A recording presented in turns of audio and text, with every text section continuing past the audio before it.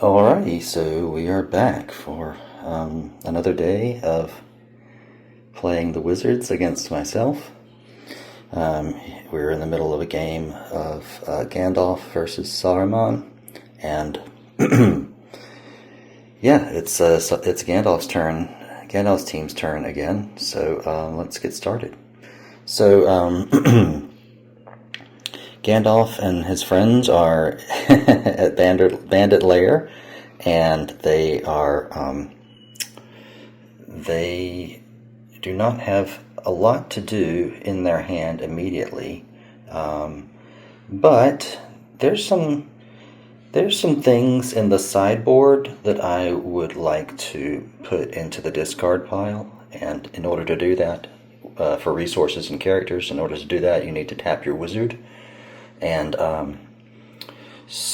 and then there are cards that I have in my hand that would allow me to bring those from the discard into my hand, specifically a card called Smoke Rings.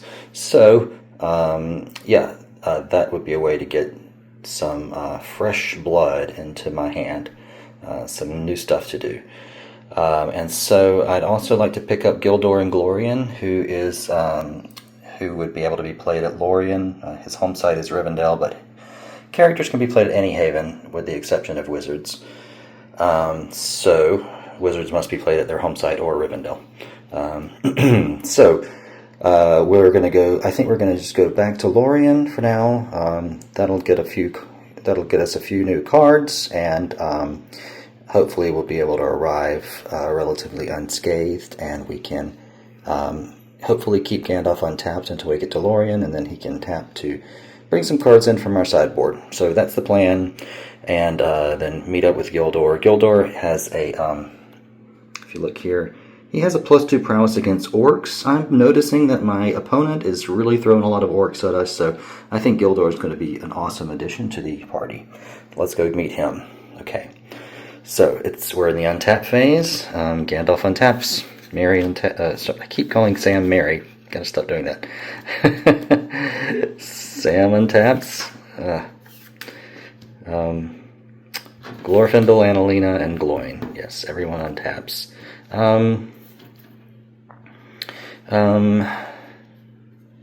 We could move people around. We could do that at the beginning of next turn too. I still don't think it really matters at this moment in time. I keep talking about this, there are a few cards that play off general influence, but at the moment, we have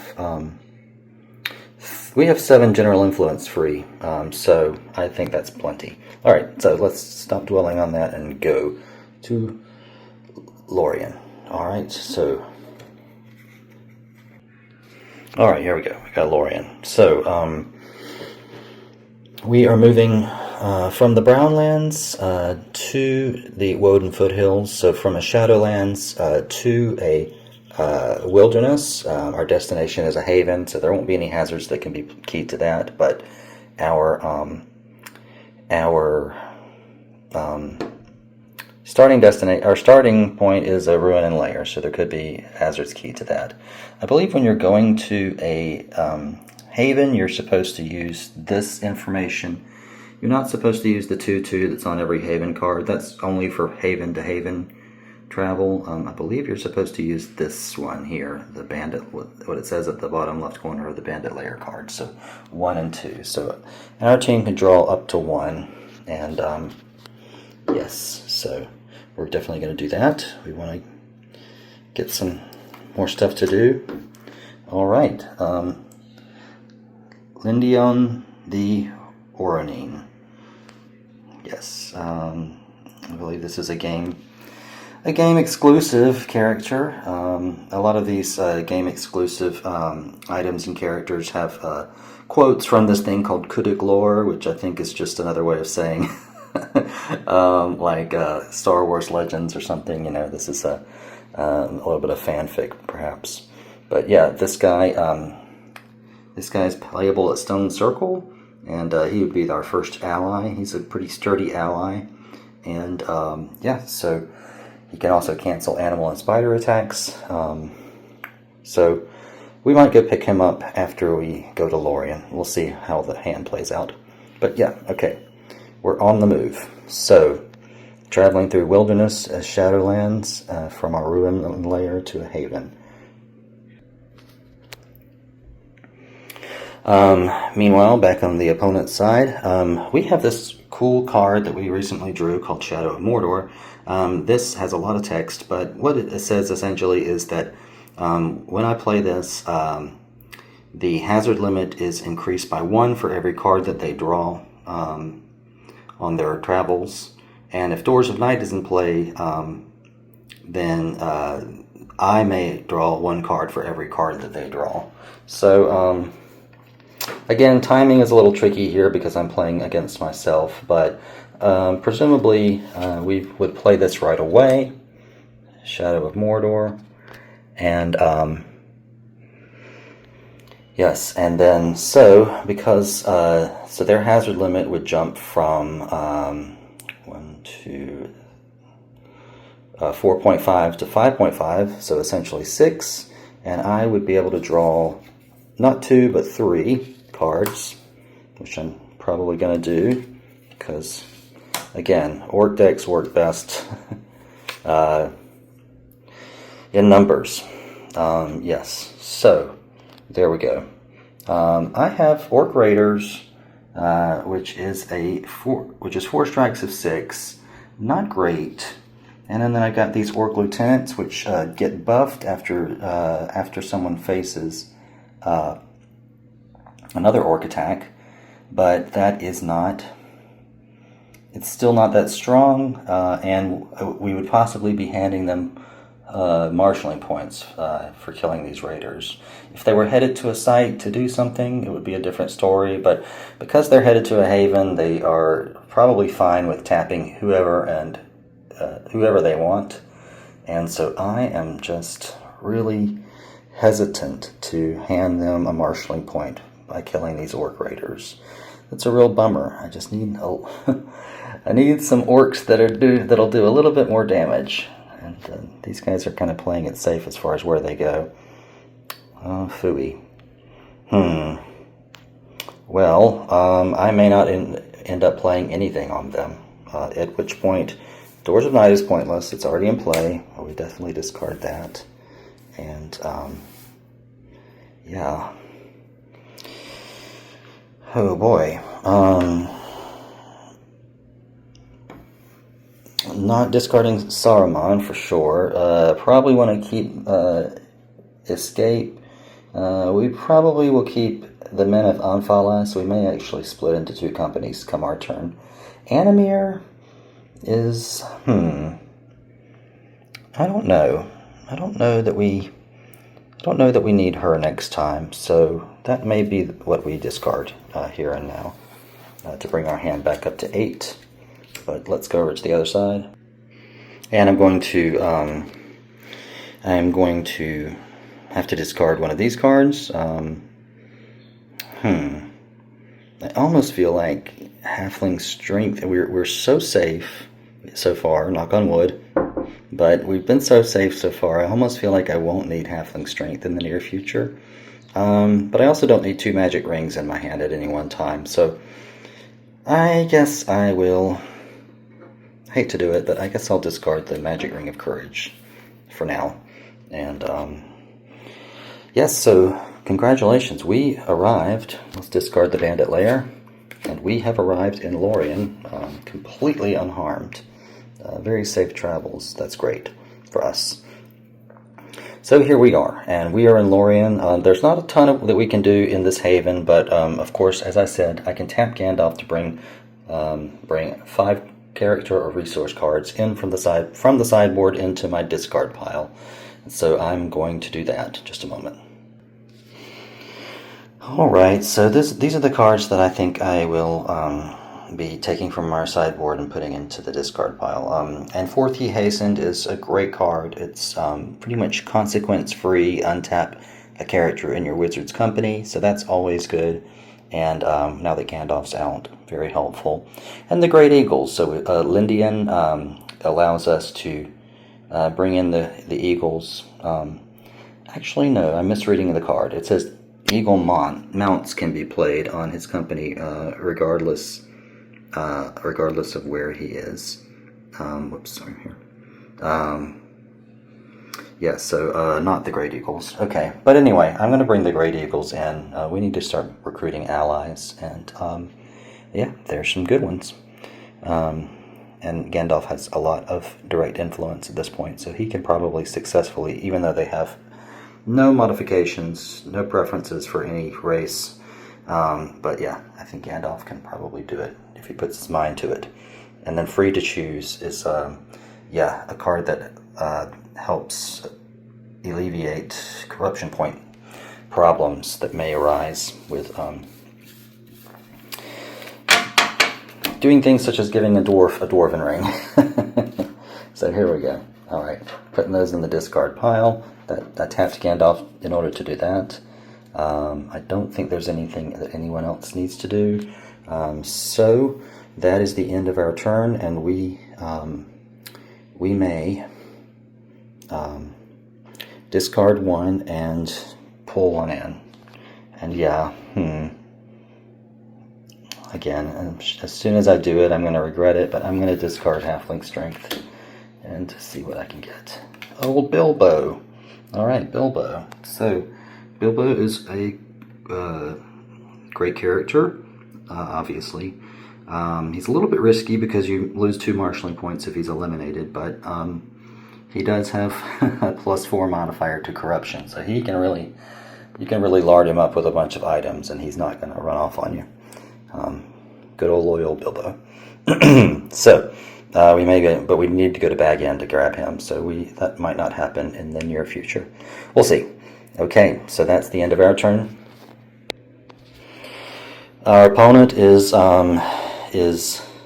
to discard one. You know, this Pierced by Many Wounds, it has a lot of promise, and I've been really excited to play it but it just hasn't really panned out yet, and at this point I'm feeling like it's doing more harm than good. So I'm going to discard that one and draw one, and here we go, a faction. The Woses of the Drúadan Forest. Those guys that they met on the way from Rohan to Minas Tirith. Alright, so that's a faction we could pick up. They're also kind of in the vicinity, so that's great. Alright, so there we go. That's the end of Gandalf's round, and or Gandalf's turn, and then it's Saruman's team's turn. Here we go. Let's untap Aragorn. Everyone else is untapped, and we are going to Éomer cannot heal because we're not in a haven, so now we need to think about this. So we have 2 factions that we could pick up, but they're kind of in opposite directions. Let's see. Lond Galen is here in Anfalas, down near the coast, and then the Drúadan's Forest is where we would pick up. Yeah, that's just north of Minas Tirith, so very close. It's in the same region as we are, which is the free lands, so that would be a safe one to attempt. Yeah, that might not be a terrible idea. I want to do many things. I kind of want to leave, the moment we leave Minas Tirith, it goes into the discard pile. I have other things that we could do at Minas Tirith, but we're going to play a 2-deck game, so Minas Tirith could come back later. I am thinking that we may just leave and discard it, even though there is a card called Fireworks that is that could untap a site, a freehold or a border hold that we're at. But yeah, I don't really want to, that's in the sideboard, so getting that to my hand would take some doing as well, so it may not be worth it to leave someone in Minas Tirith. I mean, we could leave Forlong there, and it would keep the side in play and would not have to discard it, but I'm not sure about that. The alternative, we could send a company to go fetch Saruman, escort him, and play this Palantir of Orthanc,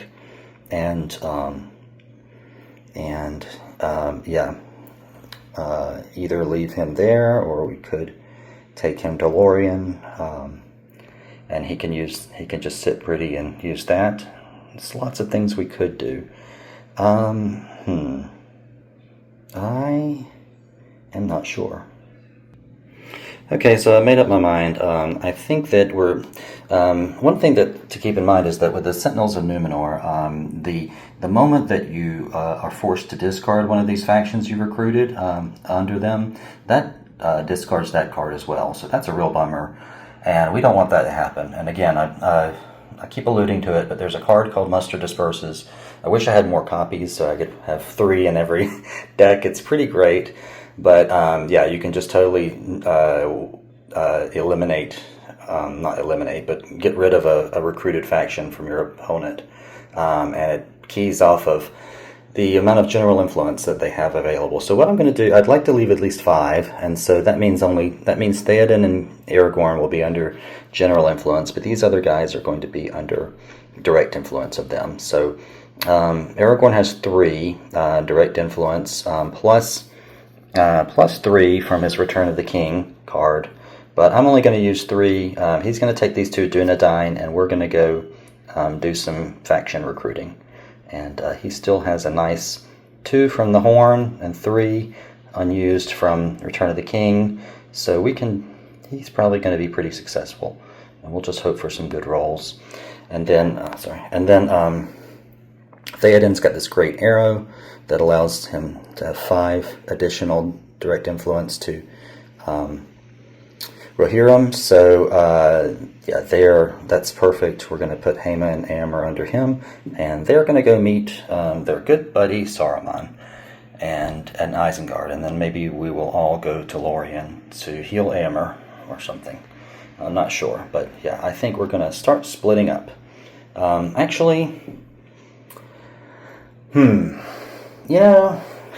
going to go with house rules. I think that there's a rule that you can't split into companies at at sites that aren't havens. I'm not sure about that, but I'm going to go with house rules. I think that's weirdly limiting, and especially at a site like Minas Tirith, it just seems like you should be able to split up, and so we're going to do it. And if it's wrong, I'm just going to say, oh well, it was house rules. And so, yes. So now we get to see a little bit of the of what happens when we have 2 companies. And so, just a moment. I'm going to find those cards. All right, here we go. So obviously, I would keep them face down if I were playing an actual distinct opponent, and it would definitely, even now it still matters who goes first, because I probably want to prefer that the person going the more dangerous route go first. That way they don't have the prior turn to sort of prepare for that one. So I don't know, I guess there could be an argument for either way, but let's just have Théoden and company go to Isengard, and then I'm going to hold Saruman in my hand for now. I just don't want to leave him there by himself. He would be its own 3rd company, and the opponent would have up to 2 cards they could play on him sitting at his ruin and lair of Isengard. So I don't think we want to do that. We're going to get him out at the start of the next turn, and it's going to be great. Okay, so let's do that. So Théoden, Éomer, and Haema are traveling to Isengard. The site path is Anorian, Rohan, the Gap of Isen. So free lands, borderlands, and then we're going to a ruin and lair. And we can draw up to 2, and they can draw up to 2. Now, Shadow of Mordor, for better or worse, affects us as well as them. So our hazard limit is actually 4. 4 for every, or 1 plus 1 for every card over 1. Oh, I think I misunderstood that. Anyway, it didn't matter last time because we had nothing to do against them. But so plus 1 for every card over 1 drawn by them, and the same, yeah, plus 1, plus they can draw plus 1 card for every card over 1 that we draw. But we've got a lot of things to do, so we may not draw more than 1 card. But yes, we're headed to Isengard. The Witch King of Angmar. He's a pretty fellow. All right. Let's go to the other side. Okay. So, we're going to draw at least 1. All right, Doors of Night. And another Lure of the Senses. All right, I think I'm getting the message. I need to put Lure of the Senses on someone. Alrighty, so we still got the Moon is Dead, so all of our undead attacks go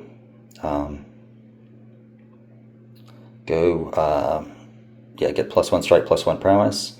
As for the other side, they're not going to draw anymore, so that means that our hazard limit and the number of cards we draw is unaffected by the Shadow of Mordor. I was misunderstanding that a little bit. It's all about in excess to 1. So as long as they only draw 1, things remain largely unchanged. But they have a hazard limit of 3, and yes. So we do have these ghosts here, and we're not dealing with the world's most robust party there. Éomer's wounded. We could attack them, and ghosts force a corruption check modified by 1 for the characters they wound. Sorry, I need to focus. Exhalation of Decay does not count against, well, the card that you pull out and attempt to play does count against the hazard limit. I think this card, using this card itself, doesn't account against the hazard limit. So that's a thought. We could just go... Okay, so upon closer look, ghosts would not be able to be played because they are not able to be played at Ruins and Lairs. Only the Chilldowser. I think we need to decide whether we're focusing on direct attacks or whether we're focusing on corruption for this round. Because with a hazard limit of 3, I'm only really going to be able to do 1, or I guess I could put the Lure of Senses on him, but I wouldn't be able to tap Ren and also play 2 creatures on them. So let's decide what we're focusing on. And I think we want to just go all out with the creatures, but we still do have the ability to... We've got 3, so why don't we do this? We're going to play... I feel like the universe is telling me to play Lure of Senses on Théoden. That gives him an additional corruption point. I'll make that look a little bit better when I get back over there. But yeah, he has an additional 2 corruption points, and so that's our card 1 of 3. Number 2, we're going to play Chilldowser. So we have what would normally be 3 strikes of 8 is now 4 strikes of 9. So let's see how that goes with those guys over there. All right, so I've gone ahead and just tapped Théoden and Haima just to avoid the awkwardness of doing it left-handed. Théoden and Haima are both going to choose to tap against this attack, and so we've got 4 strikes of 9, and I think that the opponent would naturally choose to apply the additional strike as a -1 prowess modifier onto Théoden. So let's do it. All right. So that means that Théoden is Théoden would normally have a prowess of 5. It goes down to 4, and he's trying to beat an attack of 9. Now, does he tap the Shield of Ironbound Ash, or does he worry about that 3rd potential hazard card and hold off on that? You know, that's what we did last time, and it kind of worked out for us, so I think that's probably the wise move. Oof, it's very difficult to decide, but yeah. We know that there's one more potential card coming our way, so why don't we do what we did last time and leave that to help us deal with the -1 prowess modifier against already being tapped. So yeah, so we're going to be 5, trying to beat is it a 9? So it's 4 strikes of 9. So we're a 4, trying to beat a 9 because we have the additional strike applied to us. All right, that went on the floor. Oh boy. So 5 and 5. He did it. Okay. I think that's only fair. I'll try and roll on the board going forward. But yes, Théoden defeated his Chill Dowser strike. Now we move on to Éomer. He has wounded, so he has a -2 prowess modifier. So he's at 1, trying to beat a strike of 9. Oh boy. And he did not. Okay, so that's a 4. So he's wounded again. He'll make a body check, modified by the body check modifier for a character that's already wounded. And I believe he'll be forced to make a corruption check, but he doesn't have any items in his possession, so don't think that's as big of a concern. Héma, prowess of 4, trying to beat a 9. And he did it. Okay, so now let's do Éomer's body check. This roll is modified by +1,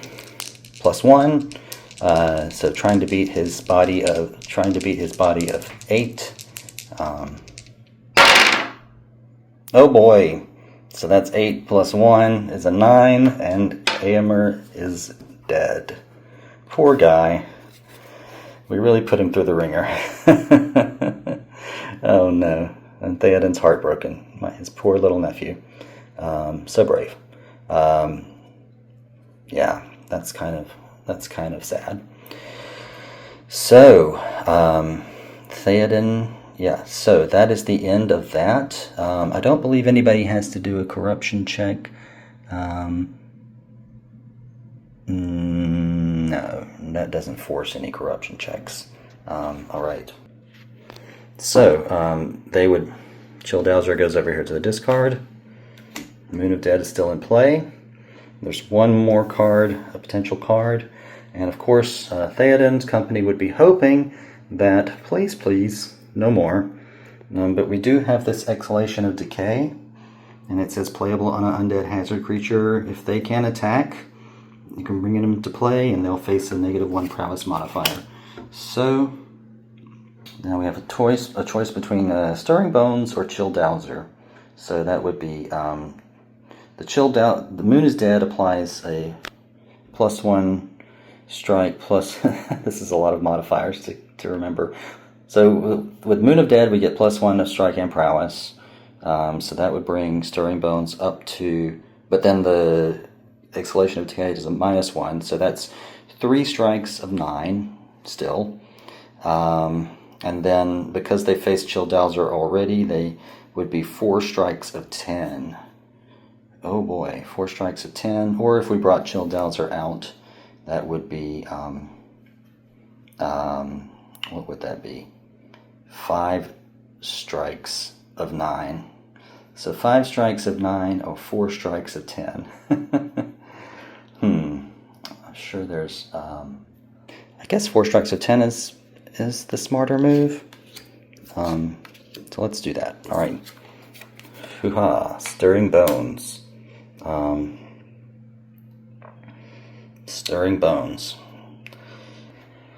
And, I was sort of overlooking this card here. I probably should have, keeping in mind that I had this over here, I probably should have tapped Théoden's shield for the earlier strike. It didn't matter. We passed it easily. But yeah, I overlooked this card here. This is a really devastating attack that's coming our way, so it could actually kill Théoden, and I believe we would... No, we don't. It doesn't force a corruption check, but yeah, I think it's worth it just to escape. And what this says is, cancels an attack against the company. One unwounded character of your choice is wounded. No body check required. All right, so we're going to do that. Haima's going to take one for the team and just become wounded, and we're going to cancel that attack. Oof, that was scary. Yes. All right. So, Exhalation of Decay, Stirring Bones, they get discarded, and that is it for the for that company's movement. Now everyone brings their hand back up to 8. This happens every time. At the end of every movement hazard phase, hands are brought back to 8. So no discard. That only happens at the end of the turn. Discarding one if you choose. All right, Call of Home. So here we go. This is a playable on a non-wizard character that is not the bearer of the One Ring, and yeah, here this is one that acts similar to a corruption card, but actually this is another one where it strongly encourages leaving a pool of unused general influence, because that's, you roll against that and you run away, run back home if you don't pass it. So the character gets discarded. Another good reason to leave a pool of general influence unused. Okay, but there we go. That's for next round. Over here we have a party that has arrived in Isengard, and so we're just going to move Minas Tirith over here and deal with that one next. But yes, as far as with the small tragic loss of Éomer, we've arrived safely in Isengard. Yeah. All right. So let's deal with Aragorn's movement next. Aragorn is also moving out of Minas Tirith, and he's going to the Drúadan Forest. So that site path, that is also in Lorien, so we're staying in a free land, and we're strictly moving from a freehold to a border hold. All right. So and yeah, we can draw up to 2, but again, our hazard limit is currently 2, but we increase our hazard limit if we draw at more than 1. So here we go. We're going to draw a card. Paths of the Dead. There we go. Paths of the Dead. Oh, you think I might be disappointed, but actually once Saruman has the Palantir of Orthanc in his hands, we can start pulling cards from our discard back into our hand. That's a really powerful item, and so that's super. Yeah, we're gonna definitely get that army of the dead on our side soon. So let's keep that in mind. Now our opponent.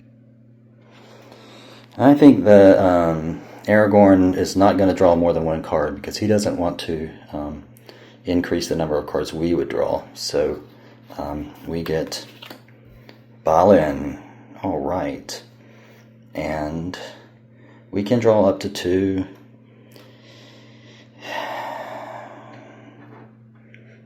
Let's see. Because Call of Home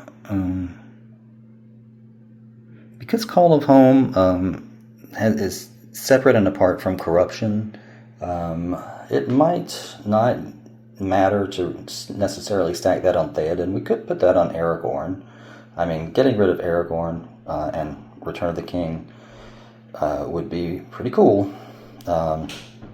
So that's a thought, but yeah, I've got a lot of stuff here that I would...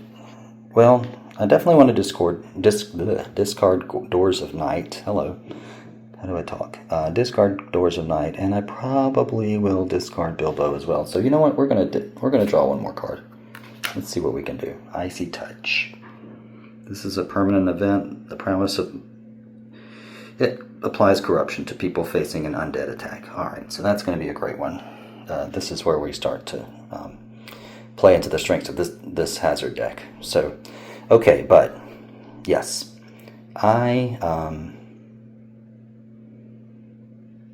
and when do they have to make that roll?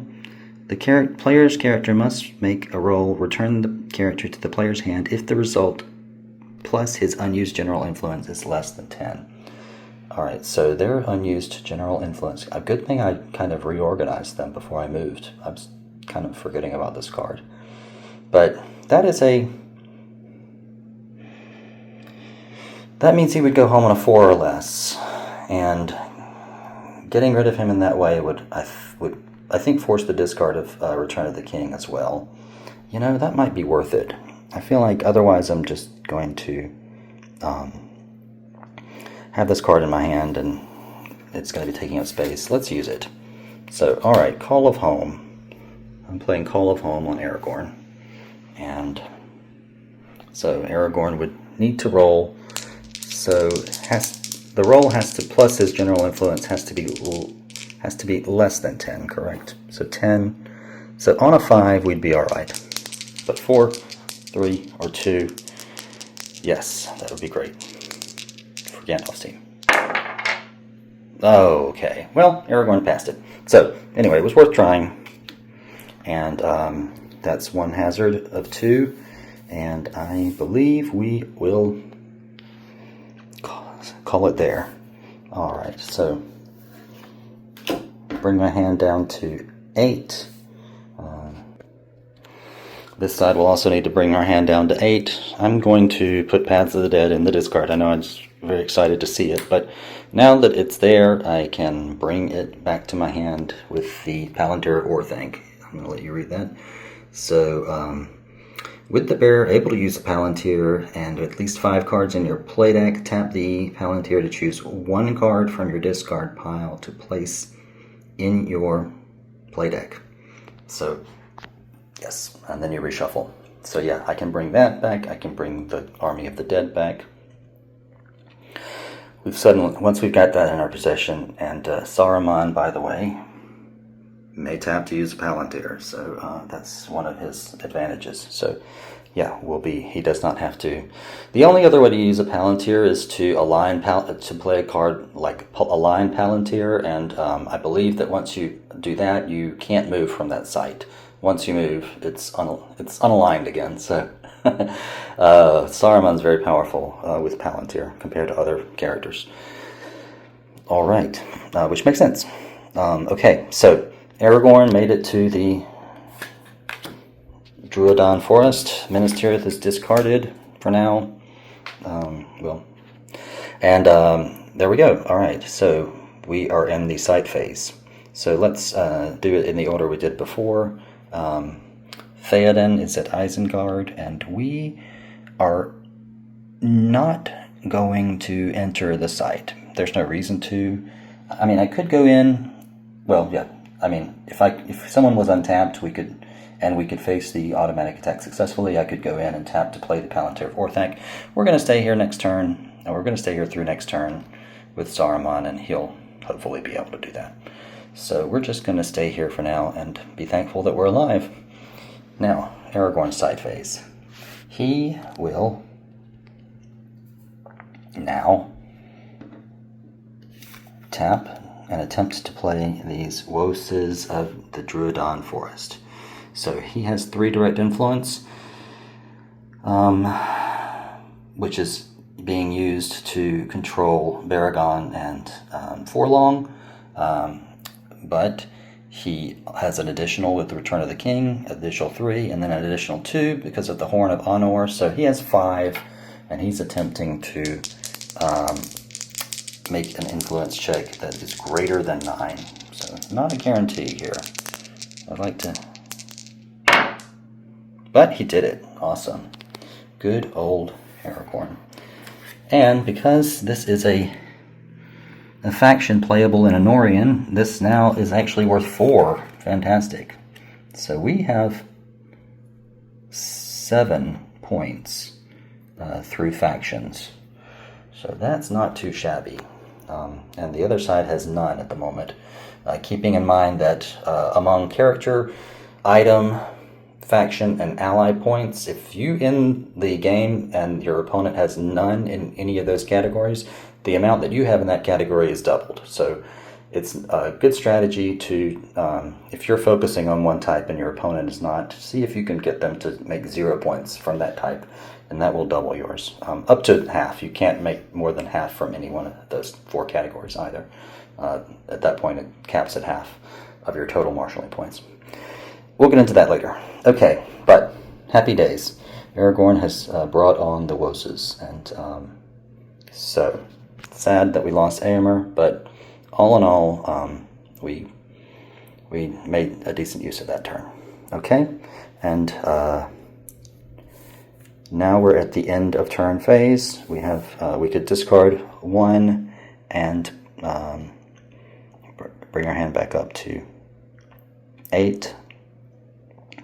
If I were going to discard something, I'd be discarding a hazard, which we're heading into my opponent's turn again, so I think I don't really want to discard a hazard, even if it's not a great hazard like the Orc Raiders. Orc Raiders are very highly playable, and I'm hoping that maybe the thing I draw is going to make them better, so let's just hope. Reforging. Okay, so Reforging is a card that's part of a sort of series of cards, quest cards, that allows you to acquire an arsenal and then turn it into Andruil. Is that how you pronounce it? The Aragorn's sword, Isildur's sword. So yeah, that's great. Yet another Aragorn focused mission to undertake. Okay, but not really helpful for us here. Back to the other side to do their end of turn discard, and I think I'm going to, as much as I like Bilbo, I think I'm going to discard Bilbo for now, and yes, there we go. That's what we were looking for. We want rings. We always be getting rings. And this is a great one because it's keyed more towards producing a magic ring, which is, we've got a really cool magic ring, and the magic ring of nature that we want. So there you go. That's what we've got. I'm going to put Balin over here with Gildor. Balin is great too. I mean, both of these guys have a +2 prowess against orcs, which is going to be very helpful. Balin has a very efficient mind to direct influence ratio of 5-2, and he's worth 2 marshalling points. So, and he gets +1 direct influence against dwarves. So yeah, we could give him a lesser ring, and he would control Glóin, or vice versa. Glóin could control him. Glóin also has that +2 direct influence to dwarves and dwarf factions. So yeah, these guys are both great dwarf. I was going to say diplomats, but that's a technical term. So Glóin is a diplomat. Balin is a sage. All right, but yes, so definitely somebody we want to look into getting on our side. Maybe even more than Gildor. We'll see. Okay.